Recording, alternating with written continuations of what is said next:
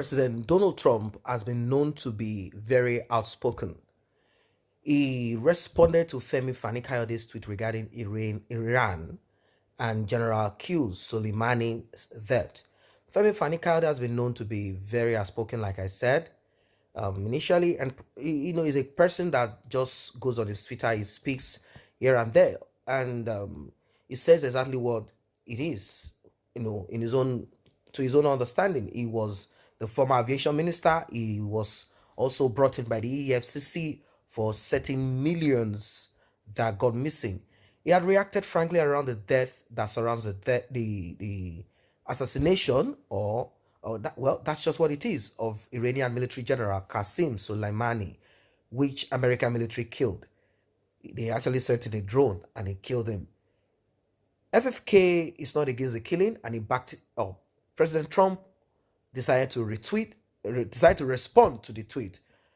But this has brought mixed reactions among religious faithfuls in Nigeria. Meanwhile, President Trump felt relaxed and replied FFK back in an amicable manner. He writes, Femi Fani-Kayode tweeted, "It is time to finish the mess called Iran and put an end to terrorism in the world. They hate America, Israel, and Christians, and they constantly indulge in terror. They are committed to wiping out Israel and our Christian faith. I say again, God bless Donald Trump." And Donald Trump retweeted, and his tweet goes, "You said it all, Mr. Femi." No, Donald Trump is always looking for someone that will support him. As you know, he has a lot of people that are against him.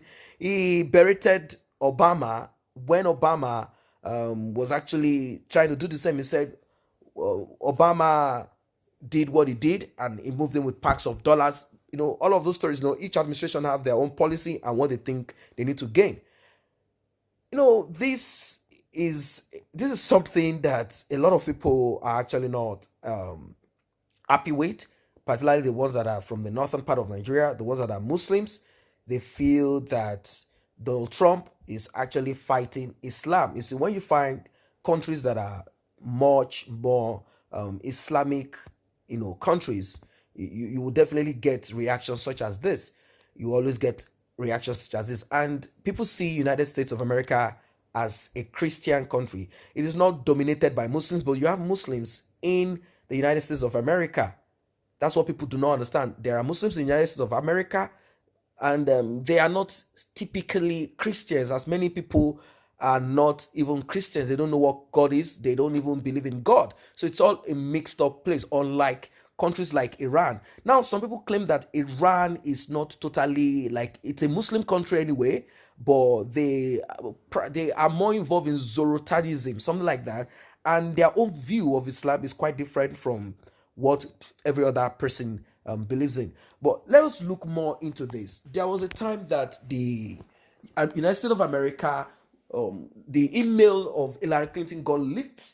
And when this email got leaked, we realized that there are certain strike killings that happen in some countries in the Middle East and some other places that are not supposed to be.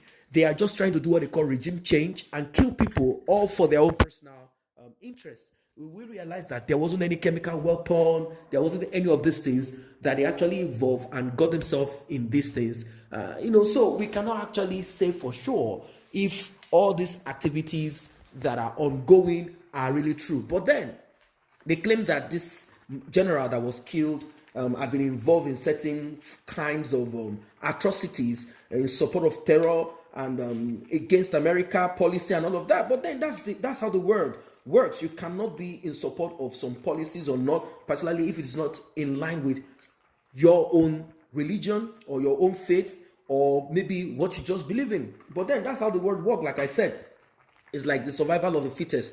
But I don't know. There's always going to be issues. There's always going to be problems between United States of America and any other country that is actually not practicing their same kind of faith, like Christianity. So Middle East is always going to have problems unless they are partnering with America, their policies are in line, and America has something to also gain from all of these things. That's just what I see in many of these activities and whatever thing that goes on there. For example, Saudi Arabia, recently there is a story of Khashoggi. He is a journalist, and this Khashoggi was killed.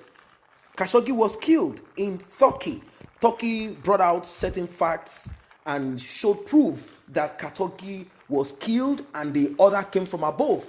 But what happened? The United States of America did not come up with certain sanctions against Turkey, even though, against Saudi Arabia, because they are allies somehow in the Middle East. So they considered all of these factors and they decided not to do anything. Then all of a sudden we heard that Turkey is going to kill, they are going to hang some groups of people that they claimed were involved in the killing of Khashoggi. And it's funny because Khashoggi's death is high profile. Khashoggi died in the Saudi Arabian embassy in Turkey. So there's no way that the king of Saudi Arabia, the crown king, the king of Saudi Arabia, there's no way he would not know about this. So this shows certain double standards. But then we know that terrorism and certain religious these people that are so fanatic in religion, they are mostly in the Middle East of this world, and somehow they've transferred all of these packages down to some countries like the one we have in the northern part of Nigeria, and and also we have the Islamic movement in Nigeria, which draws its inspiration from the same Iran, because that's where you find the Shiites. So it's a very complex story right there. He has been hit and is dead, and America is threatening to do more. America is threatening to do more, as they've shown their own strength by saying they're going to target 54 very important locations, probably their museums and some other places that they're going to target it. And you know what it is? If America moves in, yes, there might be little repercussions here and there, because Iran is going to have suicide bombers, and that's why these things don't end. They're going to have suicide bombers. There are people that are hurt. There are people that will always want to go to Europe and go to some other countries and begin to release bombs and kill innocent people. These decision makers do not die. The people that die is simply the innocent people, in this case, in the western part of the world. So it's a very tough situation how the world does not have peace at all. Everything is war, war, war. As a result of different opinion, different religion, just like what we have in Nigeria. Well, so guys, what is your own take about Femi FFK's opinion as regards this? I know anyone that is a Christian in Nigeria will not be in support of Iran, as the world is divided as per religion. The world is divided as per religion. Some will not want to see outside of the religion aspect of it. But then many of those Arabian countries, they might have their grievances somehow, because we have to look into certain things. The world is not just white and black. There are certain gray lines. Yes, there are certain gray lines. Just let us look at what happened in Libya. When America interfered in Libya is no longer the same place again till today. Why? Because somehow these people give room to other countries to come in. How? Imagine Gaddafi remained in that position and is not ready to leave.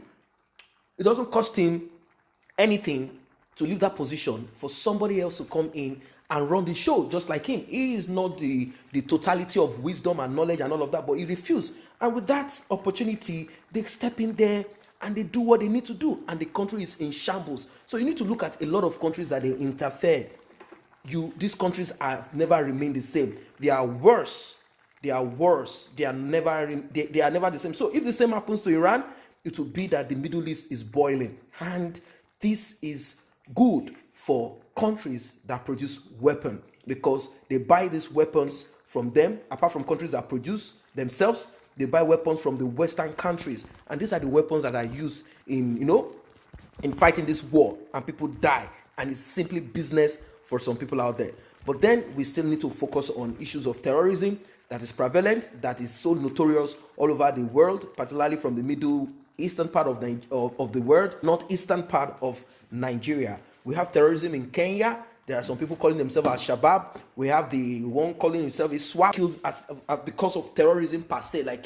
But then I think he was standing firm in support of certain policies that America deem as inappropriate.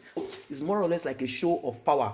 I have more power than you. I have more than you. I can do this more than you. That is what it is all about. Not because American policy. Yes, America is a free society. We cannot deny that. You cannot compare that to Iran or any of these other countries that are more extremist or too conservative for anyone's liking. America is a free society, but they also have their own issues too. They also have their own shortcomings too when it comes to other people's country and how they shoot down at people. But then I wouldn't say per se that the way they handle this is not too right, as I cannot really vouch for any of those Arab countries. So guys, that's what it is for now. If you're not a member of this channel, let us grow together by you tapping on the subscription button and the red notification icon bell below. It will alert you whenever videos are uploaded. Thanks for stopping by.